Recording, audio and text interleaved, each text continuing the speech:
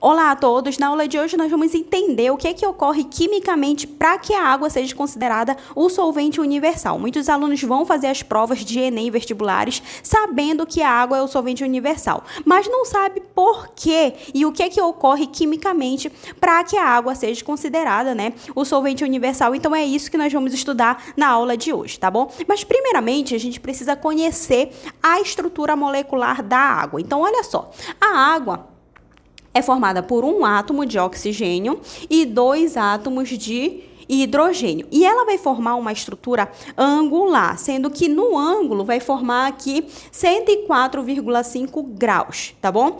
A região do oxigênio é uma região parcial negativa e a região do hidrogênio é uma região parcial positiva. Por que isso acontece? Porque o oxigênio é um átomo mais eletronegativo do que o hidrogênio. Então, os elétrons que estão participando dessa ligação química, eles vão estar mais atraídos para próximo do oxigênio, pelo fato dele ser mais eletronegativo. Então, imagina aqui os elétrons dessa ligação química mais próximo do oxigênio, certo? Desse outro também. Os elétrons estão mais próximos do oxigênio.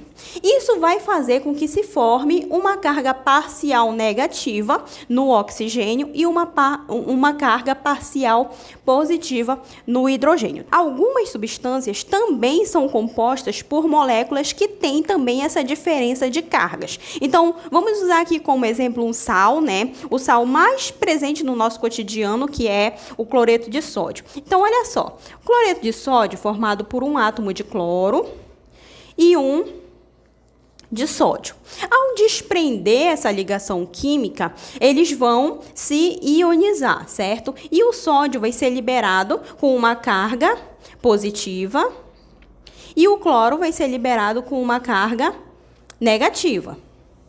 Ok? Formou aqui o Cl- e o Na+. E aí, o que vai acontecer? A molécula de água, lembra que os opostos se atraem. Então, a região parcial negativa da molécula de água vai ter uma atração pelo íon positivo liberado aqui pela molécula de sal, certo? E a região parcial positiva da molécula de água vai ter uma atração pelo íon negativo aqui liberado pela molécula de sal. Então, vai formar aqui uma atração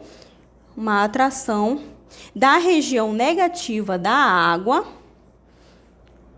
pelo íon positivo do sal. E aqui no íon cloro, que é um íon negativo, vai haver uma interação da região negativa da molécula de água com o íon cloro. Então, basta você lembrar que os opostos se atraem, positivo atrai negativo e vice-versa. Vai formar o que nós chamamos de solvatação dos íons, que é quando as moléculas de água envolvem os íons. Então, o que vai acontecer? Imagina aqui o íon sódio e o íon cloro. O sódio é um íon positivo, o cloro é um íon negativo. A região negativa da molécula de água, que é a região do oxigênio, vai envolver o íon de sódio, certo? Vai formar aqui a solvatação dos íons. E a região positiva, a região parcial positiva da molécula de água, que é a região do oxigênio, vai envolver aqui o íon cloro, que é um íon negativo, tá bom? Isso é o que ocorre quimicamente, tanto com cloreto de sódio, quanto com qualquer outra molécula, qualquer outra substância que seja composto por moléculas que tenha essa diferença de cargas. Então, por que a água não consegue dissolver o óleo? Porque o óleo não possui uma molécula com essa diferença de cargas. Da mesma forma, por exemplo, a gasolina, o diesel, aquelas moléculas orgânicas, não tem como ser dissolvida pela molécula de água, justamente por conta dos polos. Muitas moléculas não formam polos positivos, polos negativos. Então, se você ainda não assistiu uma das nossas videoaulas anteriores, que a gente explica sobre polaridade das moléculas, clica no card, assiste essa videoaula anterior para você entender que existem moléculas que possuem polos e existem moléculas que não possuem polos. Então, semelhante dissolve semelhante. A água é uma molécula polar, ela vai dissolver dissolver moléculas que são polares também, como é o caso do cloreto de sódio, que tem, né, o polo positivo e o polo negativo.